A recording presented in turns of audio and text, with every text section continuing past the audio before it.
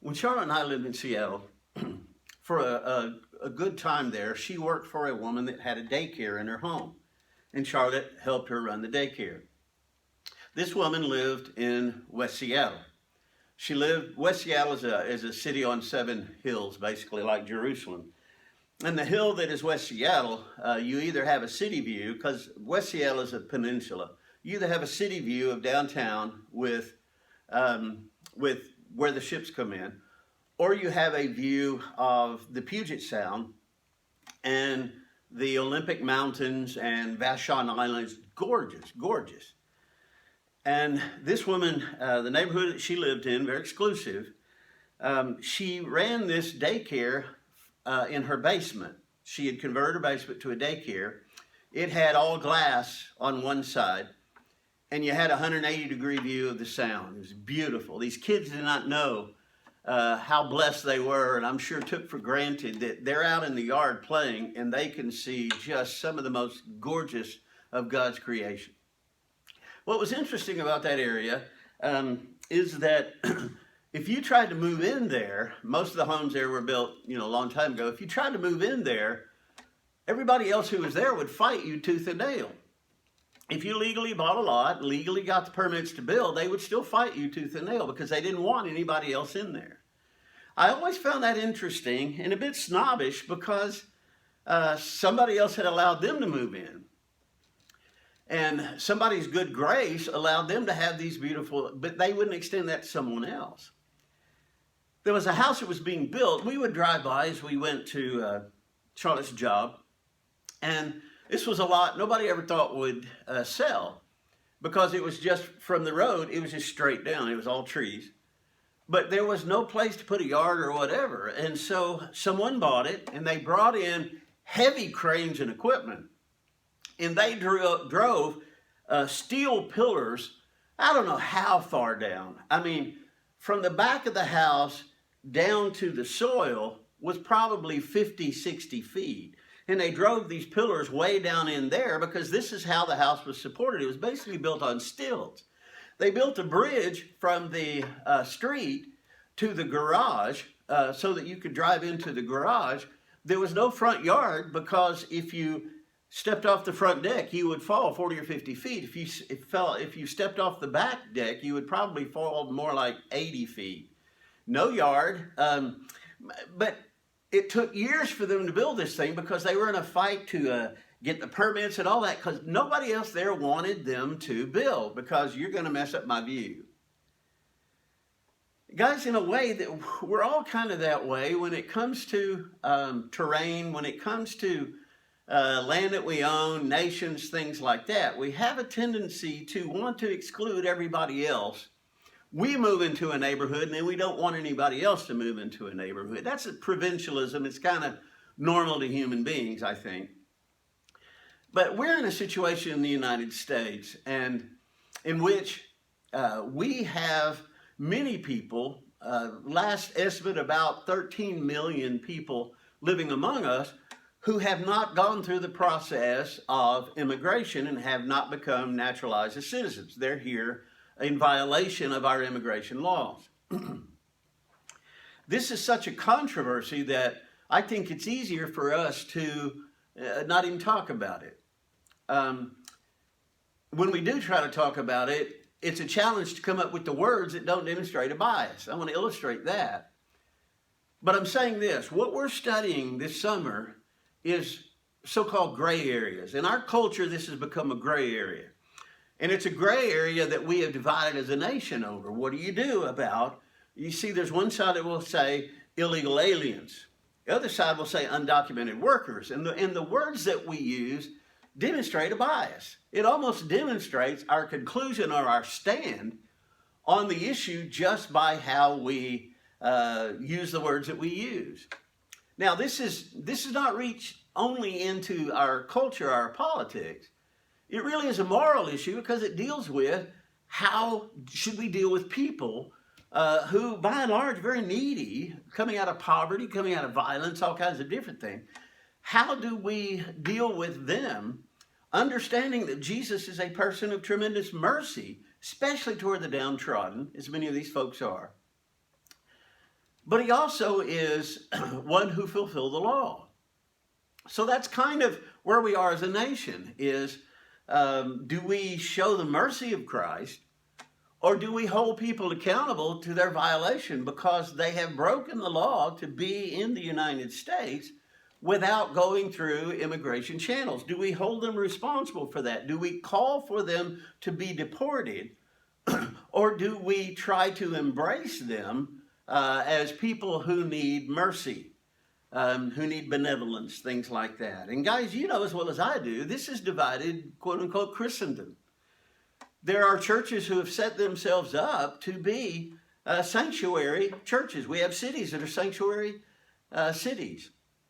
We have those that some of the most vocal voices calling for a wall in the South, or we've got to deport people and all that, have come from the religious right. So even Christendom is divided over this. Do you err on the side of mercy, or do you err on the side of law? It creates a conundrum, and that conundrum really is the same old: do you bias toward mercy? Do you bias toward obedience to the law? In the United States, approximately 2,500 people enter our country each day.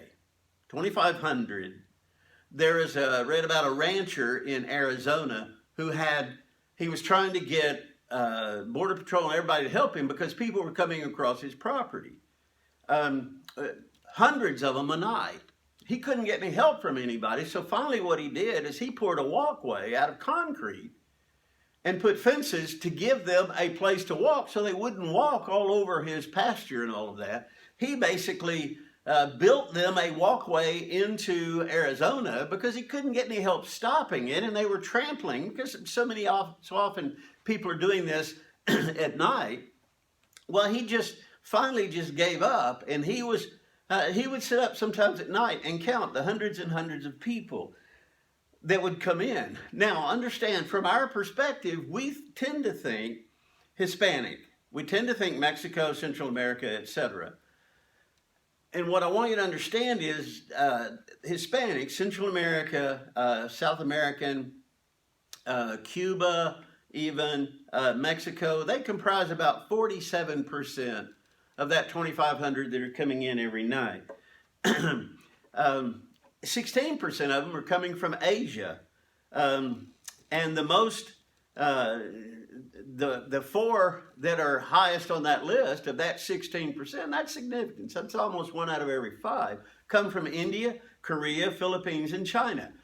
What's happening is they're trying to better themselves, whatever, but from their perspective, it's so difficult or next to impossible to go through channels that they're finding a way to bypass that. And I think part of the idea is if I can get in there, then I can go to work on maybe getting citizenship, et cetera, but I want to better myself or my family or whatever. Rather than talking about illegal aliens, undocumented workers, etc., what I want us to talk about is what is the attitude of the church toward people who live among us who are not here through our immigration system. And rather than using those words of bias, I want to go back to Scripture about how folks like that are described. And the Bible uses those descriptions. In fact, it uses those descriptions of us, so we'll get to that in a moment. But in the Old Testament, it speaks of aliens, and an alien is basically a person who is not a part of your nation, okay? It's from somewhere else. It's not a statement of citizenship, it's just a statement they're not one of us. The other is sojourner. A sojourner is someone who consents to live among us, although they're not us, and in this case, they're not Israelites, but they consent to live among us for whatever reason. And it could be like in the conquest of Canaan, there were folks who just rolled over when Israel came through and were conquering everything and basically said, hey, let us live with you, we'll do your hard work, all of those kinds of things. Those are sojourners. They are aliens, people who don't have citizenship in Israel, who are living among the Israelites. That's what we have here. So the closest thing would be that. And I want us to understand that God has a very soft spot in his heart about sojourners. He's going to give a lot of instruction about how to deal with folks who are among us but don't belong to us. And he did that and gave us an example in Israel. Now, this is a time of law, obviously, but it's showing the mercy of God. And guys, this involves us because ultimately it is a moral issue. It's a moral issue that's dividing Christendom. It's a moral issue that's dividing the church. Because depending on where you go in the geography of the United States, you're going to find churches of Christ who have very different interpretations of what we should be involved with. I think the easiest thing is just, kind of cover our ears, cover our eyes, and ignore the whole thing. But that may present a problem in and of itself, as we're going to look at from some of these scriptures that I want us to see. And I think because of the polarization of we're either going to enable these people or we're going to deport them, I think those two polar perspectives cause us to kind of we don't know what to do. And when folks don't know what to do, they don't do anything. Is that acceptable? Remember, we're talking about gray issues, and I'm going to present some things to you, and I've sent a lesson out to you, and what I want to encourage you to do is have discussions, very important discussions, in your family, with your children, with your spouse, with whoever you live with, about what would God have us do. And I don't think he would have us ignore this issue. And please understand, when we ignore things that we tend to understand involve us, it makes us feel insecure. It makes us feel like, are we doing the right thing? It just raises a lot of insecurities and questions. So what I want us to do is get a discussion where we actually kind of proactively attack this issue, confront the issue. But doing it from God's perspective, not projecting onto Jesus my personality or my political affiliation or the fact that I tend to be open-minded or I tend to be very conservative. We can't do it from our own bias. Now, let's get some principles from the Old Testament.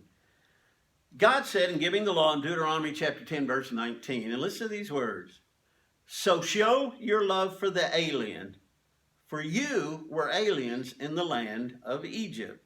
Now God's going to give instruction to Israel about how to deal with people who are living among you, who you didn't invite here or whatever, but they've consented to live among you. Here's the way that I want you to treat them. I think partly what is underlying issue here is that the children of God demonstrate God in all his wonder to people who don't know God.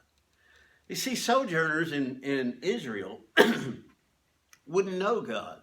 They wouldn't naturally worship God. What they see is an opportunity that Israel can provide, but in the process, God wanted them to demonstrate him so that these folks could come to know him. That's the ultimate bottom line. So he says, so show your love for the alien. He doesn't just say, just put up with them or whatever. Show your love because you were that in Egypt. Now, guys, for a minute, what I want you to realize is we are all sojourners. We are all aliens. And in fact, in the New Testament, we're described that way several times. This world is not our home. Guys, I want you to understand something. God is a sojourner on this planet. Now, I know that's a concept that is kind of challenging, but guys, ever since the fall, when the world was separated from God,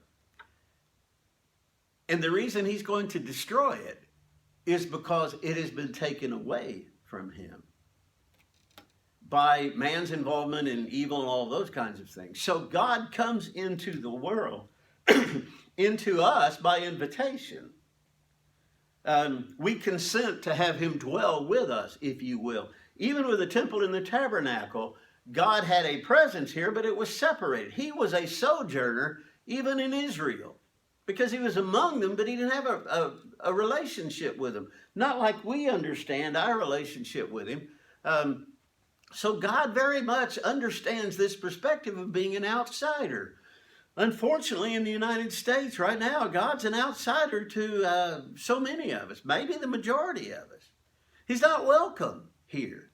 He's viewed as an alien. He's viewed as an outsider. He doesn't uphold American principles, those kinds of things. In Ezekiel 22, the prophet said, "The people of the land have practiced oppression and committed robbery. They have wronged the poor and the needy and have oppressed the sojourner without justice. And I searched for a man among them who would build up the wall and stand in the gap before me in the land, that I should not destroy it, but I found no one." The sins that he's talking about that led to the destruction of the temple and the wall and all of those kinds of things were they've oppressed, they've committed robbery. How committed robbery? Because they've taken things from the poor or withheld things from the poor. They haven't shared. And the needy, and oppressed the sojourner. That's a serious charge, because he's saying, this is why I destroyed the civilization as you know it. 1 Peter chapter 2, verse 11, "Beloved, I urge you as aliens and strangers to abstain from fleshly lust, which wage war against the soul." 1 Peter chapter 1, verse 1, "Peter, an apostle of Jesus Christ, to those who reside as aliens." Guys, it's really true, this world is not our home. One of the reasons we should have compassion on sojourners is because we're sojourners. The United States is not our home. It's not we are strangers in this land. We uphold strange things. We serve a strange God who has ways that our culture doesn't understand. We're passing through. Now, I think one of the challenges to us is we become landowners. And I don't mean that literally. I mean, we've moved into West Seattle. It's now ours, and nobody else has a right, etc., etc. Now, just bear with me. I'm not talking about getting rid of laws or anything like that. I'm talking about a mindset, a set of assumptions that leads to a bias. And the bias is we're landowners. These folks, whoever they are not... They're second-class citizens because they're sojourners. Guys, the second-class citizens are the first-class citizens. It's the sojourners in the world that are God's number one. If anything, and if anyone should bring about compassion for sojourners, it is people who sojourn, and that's our lives. Acts chapter 7, "But God spoke to this effect, that his offspring would be aliens in a foreign land, and that they would be enslaved and mistreated for 400 years. And whatever nation to which they should be in bondage, I myself will judge." God says love the alien because you are one, or you have been one. Look how you were mistreated. Now you're going to turn around and mistreat? Your response is, yes, but see, the laws of the land say they've got to go through channels. Understand that. We're going to get to that. But first, what we've got to do is put ourselves in the mindset of those who sojourn among us. And guys, I want you to understand, the majority of them are running away from poverty, no ability to provide for their families, violence, the promise of death. And so many of them are dying at a young age because of the violence and all of those kinds of things. As I mentioned, God is a sojourner because the world is separated from him, and he only is able to come into the world by invitation of those who would commune with him. So, we're either compassionate or we obey the law. But you see, that's a false dichotomy. They are not mutually exclusive. The sojourner is at the mercy of the citizens. God advocates for sojourners with Israel. Now, what I mean by that is sojourners among Israel are at the mercy of Israelites. And God was saying, love them, take care of them, teach them. He expected them to receive the same things that the Israelites received. Now, he also expected them to obey the laws that Israel had to obey. But God understands without his advocacy, the Israelites would have misused. In fact, that's what the prophet was saying. That's why God tore all this up, is because you were misusing sojourners. You were abusing the poor. God is very concerned about how we treat one another. That becomes the fundamental test of our demonstration of his nature, is how we treat one another. Love the Lord your God, love your neighbor as yourself. Without this teaching, Israel would have mistreated them. We would say they would have been racist. If you're not a Jew, this, that. Really what it came down to, covenant. Now, in this case, the covenant was determined by race, or at least it was defined by race, but it was about covenant rather than it was about we're Jews because we're Jews and you're not a Jew. You're not part of the covenant of God, and we are. But God wanted them to understand, I am advocating on their behalf to you because I have a special warm place in my heart for them, and so should you. Guys, Israel has spent the greatest majority of its time since Abraham in exile as sojourners. They sojourned in Egypt, they sojourned in the wilderness, they sojourned in Canaan until it became conquered, which it never really was. They were sojourners in Babylon, they were sojourners in Assyria, and after the fall of Jerusalem at AD 70 up until 1948, from AD 70 to 1948, Israel has sojourned in every nation on the earth. Never being those people, but sojourning among those people. And we've seen the issues that has caused. And I want you to understand in 70 AD, when the temple was destroyed, the diaspora that James wrote to, the dispersion, they ran. And they ran to places they didn't know the language, they didn't know anything. How do you think those people responded to these strangers coming in? That's why God is saying, you should know what it's like in Egypt. You should know what it's like in Assyria. And therefore, you don't want to treat anybody that way because you're a sojourner. When I was in Tahlequah, I had the pleasure to work with Edgar Lucero. I'm sure most of you here, not many of you know Edgar. Edgar was part of the Hispanic ministry at the church there. And as such, he was dealing with folks coming out of poverty, coming out of violence, coming out of despair. And guys, I've toiled with aliens.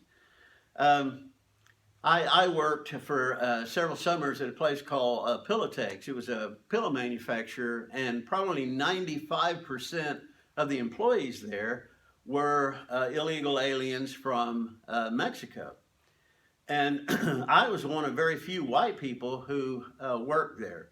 Worked alongside them, got to learn some about their culture. In fact, I was very young, and I had families that worked there, and they would take me under their wings. And rather than coming to the break room and buying things out of the vending machine, they would come into the break room, and they would bring their hot pots or whatever and just cook lunch. And they would feed me a lot of times. They wanted me to know what Mexican culture in this case was really like. I saw when immigration would come, they would raid the place. And I have seen, I was shocked at what I saw. Immigration officers, remember when the bus would pull up and it had bars on the windows, a green school bus, and it just, on the side, it said U.S. Immigration. And the folks inside would just panic. I have seen where they would seal one another up in shipping boxes. And the officers would come in and they would kick the box, and if they could tell it wasn't pillows or whatever, they would cut it open. And I've seen them lift people by the hair. I saw them load them on the bus almost as if they were animals. I didn't know that anybody in the United States treated anybody with that much disrespect as I saw there. It shocked me. But I learned then that from the perspective of immigration officers, these people were not people. They were objects to be corralled like animals. They would drive them down, this was in Texas, and they would drive them into Mexico, and they would let them out and then come back and start getting another load. I've seen that. But guys, I never went through the process of what it takes to become a citizen. the immigration process until I met Edgar. Edgar turned that into a ministry in Tahlequah.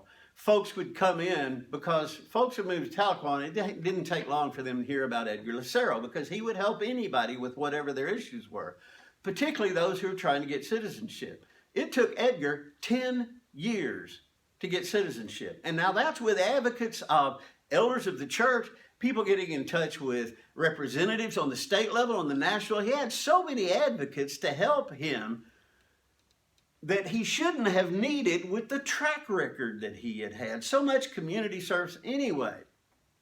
I learned from that what a horrible mess our immigration laws are. And you see, we don't know about that because we're not involved in that. Why should it take a man 10 years to get citizenship? I mean, he should have an answer way before that. And we would see, he would come and say, I need you to sign this, or I need you to witness this, or whatever.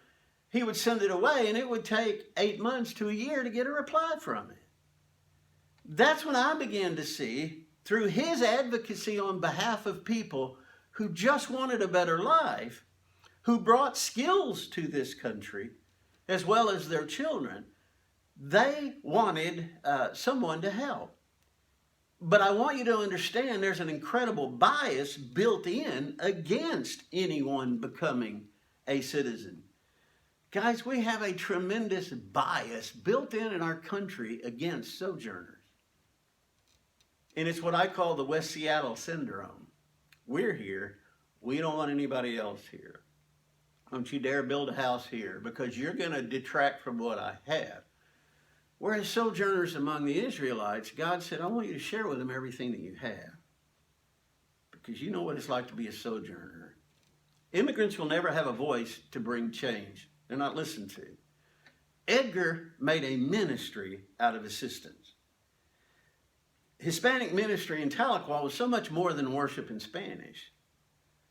Not long after coming to Tahlequah, people would learn of him, and there was a constant flow of people. He advised them, but he couldn't represent them because at the time he wasn't even a citizen. I was there 5 years, and for 5 years before that, Edgar had been trying this immigration. He got his citizenship right before he moved to Saturn Road in Dallas. He could advise them, but he couldn't help. Now, I want you to understand that the Hispanic population is generally invisible, and they want to be invisible. They don't want government knowing their names. They don't want a social security number. They don't want any way to be tracked. There was a large group of Hispanics, although they were very invisible in Tahlequah, because they didn't want to be seen or detected. They just wanted to come here and work, wanted to provide for their families, and they would come, and there were businesses, some large businesses that would hire undocumented workers, and sometimes they would pay in cash, so there was no paper trail. Now, people who are trying to be invisible so they don't get deported have trouble with advocacy. They are sojourners, and sojourners are always at the mercy of the citizens. Now, can we do both at once? Can we show mercy to people and still work toward having the laws of the land changed in a way that are not as ridiculous? And I'm telling you from my experience, they're ridiculous. Make it next to impossible for someone to that wants part of the American dream. But you see, we've got the West Seattle syndrome. We're here. We don't want anybody else here. We don't want anybody to take anything from us. Where's the attitude that we want to share? And we want to make it helpful for people who want to do better because we are so blessed. But there's a caveat I want to give to that. We are not social justice warriors. We're not here to make the world a better place. We're here to save people out of the world. There are many great causes, but they're not ours. Our calling is discipleship and evangelism. Everything must work toward that. Satan loves to divert us from what's essential to what's good or important. And then people are lost. What good is it to become a U.S. citizen and die lost? What good is it to gain racial equality and end up in hell? You see, there's a lot of good folks in organization that can help people with social justice and social injustice. Can we? Yes, as ministry. But remember, everything that is ministry is oriented toward establishing a permanent, eternal relationship with God. That's what Edgar was doing with helping folks. He was also at the same time, and they would come to him because they knew he wanted to help. And he would share with them the gospel. He would share with them something that's so much more important than getting a green card. And that's receiving the blood of Christ. Our immigration policy and laws need to be overhauled. They probably need to be dismantled and rebuilt. Mercy needs to be shared with those who are victims of poverty, violence, and fear. The dismantling, now let's take this part to heart. The dismantling of law and order in Mexico, Central America, and parts of South America fall at our feet because of our failure in our drug policy. Guys, we, because of our demand for drugs, because of the constant flow, 87% of the cocaine that's used in the United States comes through Central America. Cartels are built on supplying that.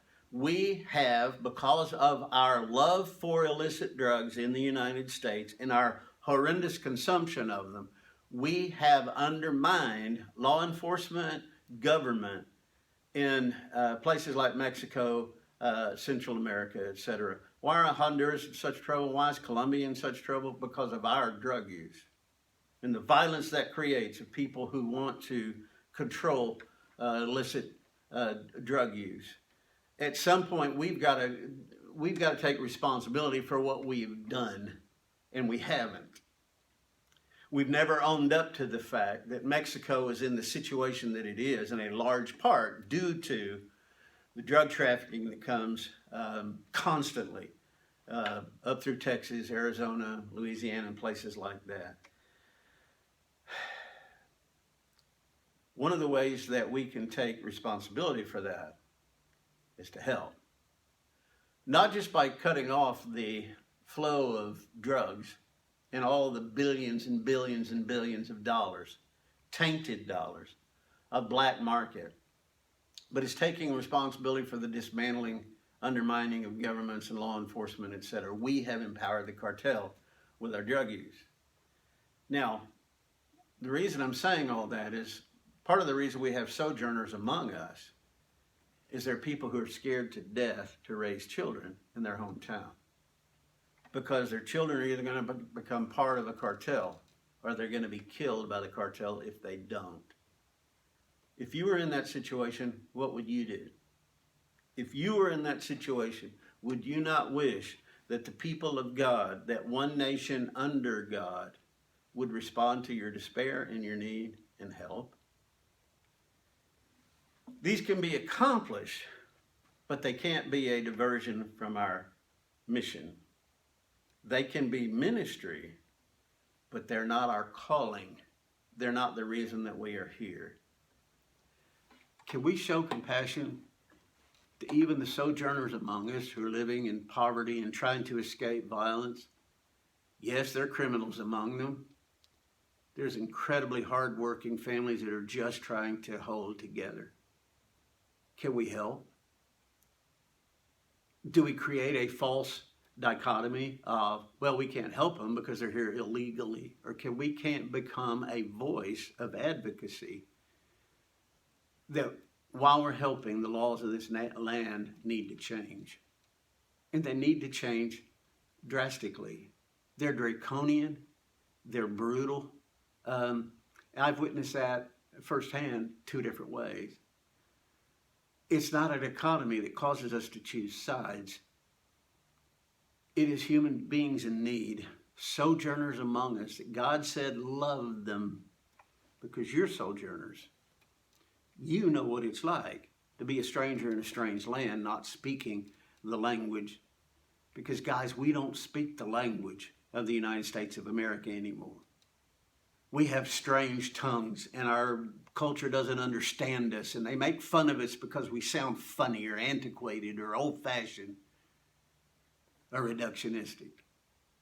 We're sojourners. Anybody ought to have a heart for sojourners. It's you and me. Because this world is not our home. We're just a passing through. Can we do something? Sure. Will we? Well, are we willing to start by talking about it? Are we willing to start by taking up the mantle of what our culture has pushed at us? You're either part of the problem or you're part of the solution, and they determine what the problem and the solution is. Or do we go to Scripture, as we've tried to do for these last few minutes, and say, what would God have us do with sojourners among us? That discussion will get our noses back into Scripture to learn, why does God have a soft spot toward aliens and sojourners? The answer to that should become very clear. Because he's one, because his son was one, even in his own nation, and because you and I are also aliens and strangers and sojourners. This world's not our home. We're just passing through. And as we pass through, we want to be light and salt to everyone that we come in contact with. Do we go out looking for causes? No. But we deal with the needs that humans have as we encounter them, as our paths cross their paths. Then their issues become our ministry. That becomes part of our purpose, which is discipleship. It is not good enough that they get citizenship. They need citizenship in heaven. It's not either or. Hope you'll spend some time talking about this. I hope that we can find some ways, even beyond this methodology and even beyond our Connect groups, find some ways to start some discussion. And this whole summer we're going to be discussing things that are gray areas, things that we tend not to discuss because we find it challenging to solve them. So we just kind of avoid them out of confusion. We're going to tackle some of those, just like this one. What words do you use to call sojourners? What bias do those words demonstrate? Do you tend toward law or grace? If you tend toward law or grace, is it either or? Does it have to be either or? Can we change the lives of human beings and change the world in the process? Yes, but that's never our goal. Our goal is to seek and save that which is lost. Everything must submit to that goal. God bless you. I look forward to seeing you Sunday. It's going to be a marvelous day. In the meantime, have a great rest of your week. God bless you. Talk, share. Let's challenge one another as iron sharpens iron. God bless you. Love you.